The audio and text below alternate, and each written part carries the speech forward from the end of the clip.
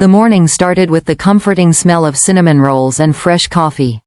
It was a typical Saturday, or so I thought, until my mother announced their big news with the theatrical flair of a Broadway actress.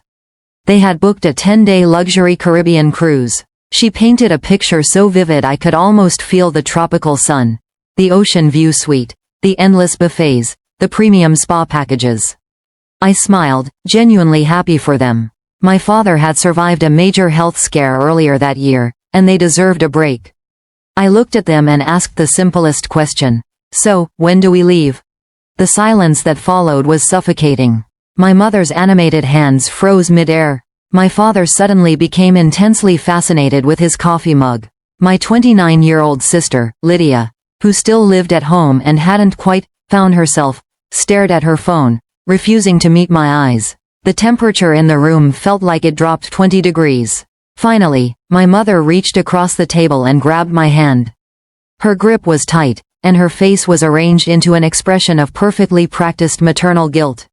"Hinsley, honey, you know how hard this year has been. The neighbors just got back from Italy, and your father, he feels small. He needs this. It's about his dignity, showing everyone, and himself, that he can still provide a premium life for his family." Narrator. She squeezed my hand, her eyes getting misty right on cue. "The problem is, the deluxe suite we booked only sleeps 3 people. Buying a 4th ticket would have tilted the budget from tight to impossible. And Lydia. She's so fragile right now after the breakup with Trevor. She needs this trip to heal, to find herself again. But you've always been our rock, Hinsley. You're the strong one, the mature one. We knew you'd be the only one responsible enough to understand why we couldn't make it work for 4. Understand, that word was being used as a weapon. She explained that someone needed to stay behind to hold down the fort, to water the fussy plants, collect the mail, and keep the house tidy. But I knew the truth they weren't saying.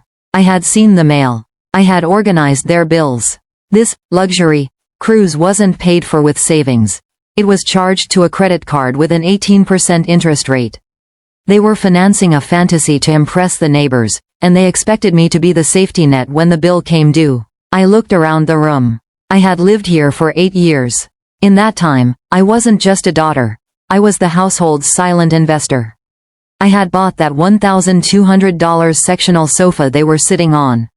I had paid for the $800 smart TV. I had replaced the washer and dryer with $1,500 of my own savings because my mother didn't trust used appliances. I paid $1,200 a month in rent and covered half the groceries. And now, my reward for being the responsible daughter was to sit in an empty house and water a fern while they sipped cocktails in the Caribbean. I felt something inside me snap. It wasn't a loud explosion of rage. It was a cold, clarifying click. For years, I had mistaken their exploitation for family love. I didn't scream. I didn't flip the table. I simply nodded and forced a small, hollow smile. "I understand," I said quietly. "You guys deserve this." My mother beamed, her relief palpable. She thought she had won. She thought the rock had moved aside once again to let them pass. She had no idea that while they were busy packing their swimsuits and sunscreen, I was already mentally packing the entire house. In logistics and operations, we have a term, catastrophic failure point. It's when a system has been running over capacity for so long that a single minor stressor causes the entire infrastructure to collapse. As I watched my parents frantically pack their swimsuits for the cruise, I realized my role as the family maintenance crew had just ended. I walked into my room, locked the door, and pulled out the navy blue folder I had kept since college. I am an operations coordinator. I document everything. I don't just buy things.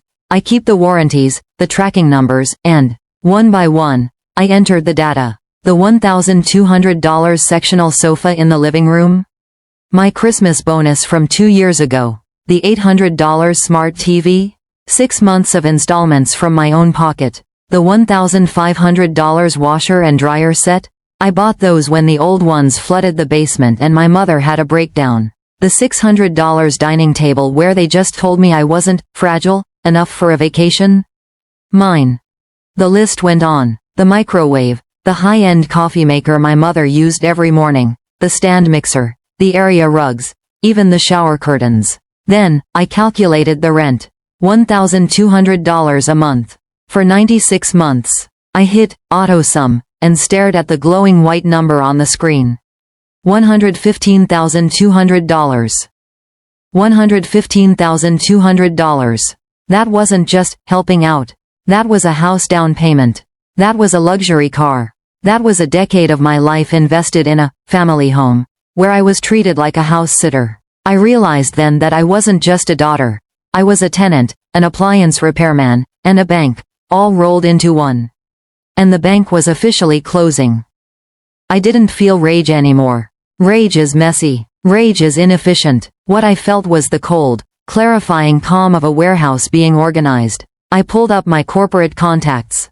In my line of work, I move people and cargo across the country every day. Moving myself was just another logistics problem to solve. I called a contact at an executive housing firm. Marcus, it's Hinsley. I need a 30-day emergency booking for a furnished suite. Ocean view. Minimal paperwork. Can you have the keys ready by Tuesday? He said yes. By the time my parents and Lydia boarded that cruise ship, they would be leaving behind a daughter who understood her role perfectly. They thought they were leaving me to water the plants. They had no idea I was about to strip the fort down to the floorboards. The moment their taillights disappeared, the obedient daughter disappeared with them. I walked back inside and looked at the fern on the windowsill. The fussy fern my mother was so worried about. I didn't water it. In fact, I knew it was the last time I'd ever look at it. My emotional machinery didn't break. It simply switched to manual override. Sunday was spent on a treasure hunt, in reverse. I walked through every room with a roll of neon yellow stickers. Every item that was bought with my sweat, my overtime, and my bonuses got a tag. The yellow tag went on the $1,200 sofa. The yellow tag went on the 65-inch TV. The yellow tag went on the microwave, the coffee maker, the dining chairs, and even the high thread count guest towels. By the time I was done, the house looked like a crime scene of neon yellow. Tuesday morning, 8 a.m. sharp. A professional moving crew backed their truck into the driveway. The neighbors watched from their windows, probably thinking I was taking things to get cleaned while the parents were away. They had no idea I was reclaiming my life. Everything with a yellow tag goes, I told the crew chief. Everything else stays. The efficiency was beautiful. In 4 hours, the house was hollowed out. The living room, which had been a cluttered den of family memories, was now a vast, echoing void. The scuff marks on the floor showed exactly where my furniture had been protecting the wood for years. I walked into the kitchen. No more $300 stand mixer. No more $600 dining set. Just bare counters and empty cabinets. But I wasn't finished. There was one final touch. In the corner of the den sat my father's old, threadbare recliner. It was pilling, stained, and smelled like old tobacco. It was the only piece of furniture in the house I hadn't paid for. With a grunt, I dragged it into the exact dead center of the empty living room. I straightened it, smoothed the worn fabric, and stepped back. It looked pathetic. A single, broken chair in a massive, empty house. It was a monument, a visual representation of exactly how much they had contributed to their own lives over the last 8 years. Nothing but a threadbare seat in a hollow kingdom. Visual. Hinsley taking a final look at the empty house, turning off the lights, and I dropped the keys through the mail slot. I had a beach view executive suite waiting for me, and 10 days of silence before the storm hit. The fort wasn't mine to hold anymore. Peace is a fragile thing. For 10 days, I lived in a sanctuary of my own making. No curfews, no demands, no emotional baggage. But on the 10th evening, reality made landfall. My phone didn't just ring, it screamed. Dozens of missed calls, hundreds of texts. And then, I saw the notification that made my blood run cold.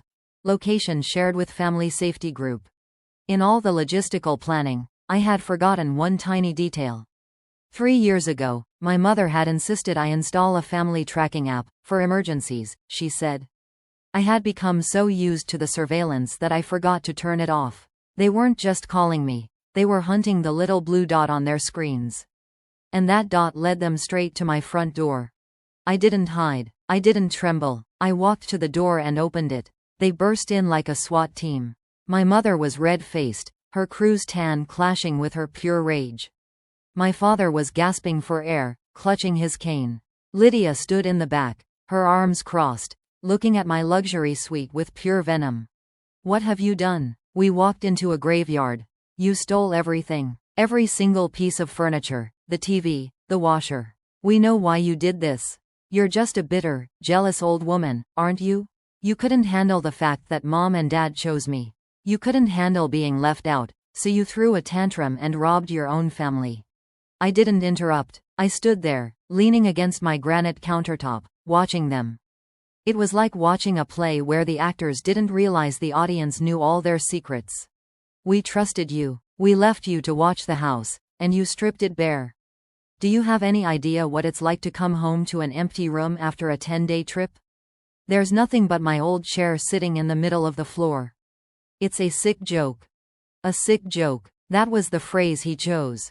Not, the chair I bought, because he knew he hadn't bought it. My mother started crying. The victim. Tears she used to win every argument. How could you be so cruel? We're your parents. We're elderly. You've left us with nothing but the clothes on our backs. I waited. I let the silence stretch until it became uncomfortable. I waited until they ran out of breath, until their screams turned into expectant stares, waiting for my apology, waiting for me to break and tell them the movers were bringing it all back. But the rock was gone.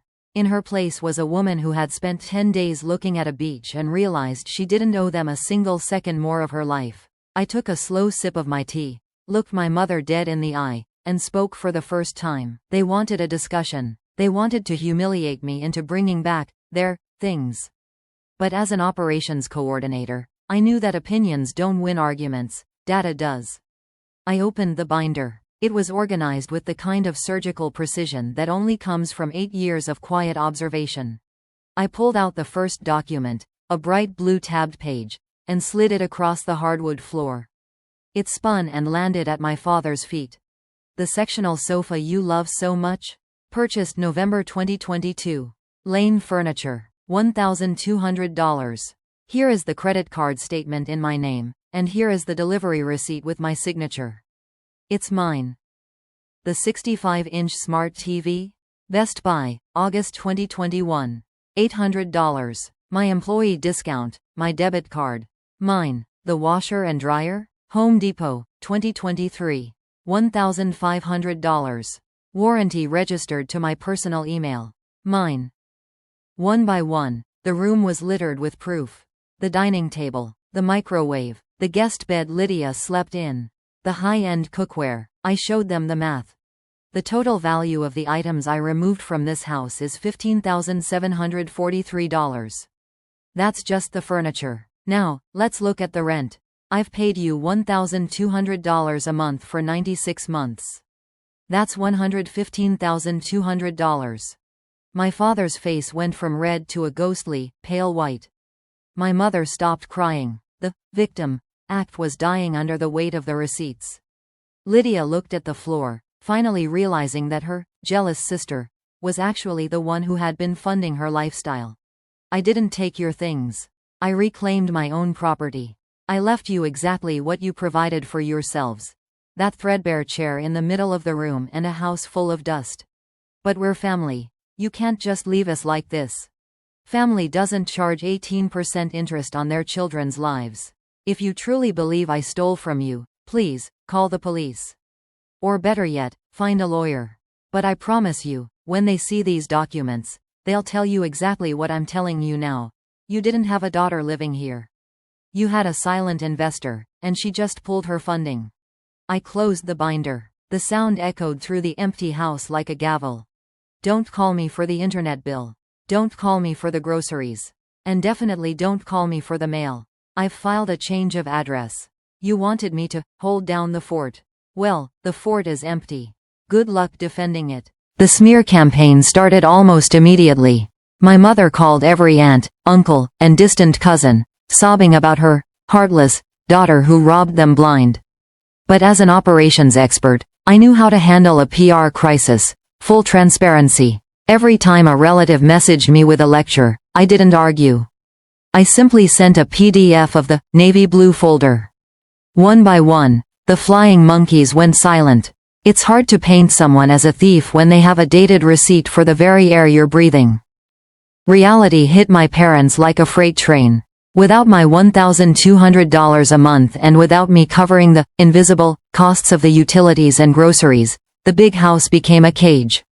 They couldn't afford the property taxes, let alone the interest on that cruise debt. 6 months later, the fort was on the market. They had to downsize to a tiny 2-bedroom condo in a much less premium neighborhood. Lydia had asked to meet for closure, but within 5 minutes, she was back to her old self, complaining about how hard her life was and how unfair I had been. When the check arrived, she didn't even look at it. She just sat there, waiting for me to reach for my purse like I had done for 1,000 lunches before. Instead, I pulled out 2 $10 bills and placed them on the tray.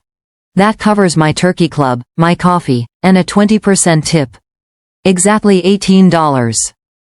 I'm sure that's tough, Lydia. But I'm no longer in the business of subsidizing people who don't respect me. Your tab is still on the table. You'd better handle it before they think you're dining and dashing. I walked out, leaving her staring at a $20 debt like it was an unsolvable math problem. It was the best $18 I ever spent. My manager, Mark, noticed the change in me immediately. He said I seemed lighter. With the mental energy I used to spend managing my family's drama, I doubled down at work. I optimized our entire regional shipping lane. 2 months later, I was promoted to Senior Operations Coordinator with a $30,000 raise. That money didn't go toward a new sofa for my mother or a music festival for my sister. It went into my high-yield savings. I look back at that Saturday morning breakfast sometimes. I realize now that they didn't leave me behind because they couldn't afford a ticket. They left me behind because they thought I was a permanent fixture, like the walls or the floor. They thought I'd always be there to hold them up. They were wrong. I wasn't a fixture. I was the foundation. And once the foundation moves, the whole house comes down. My parents wanted their dignity. Well, now they have it.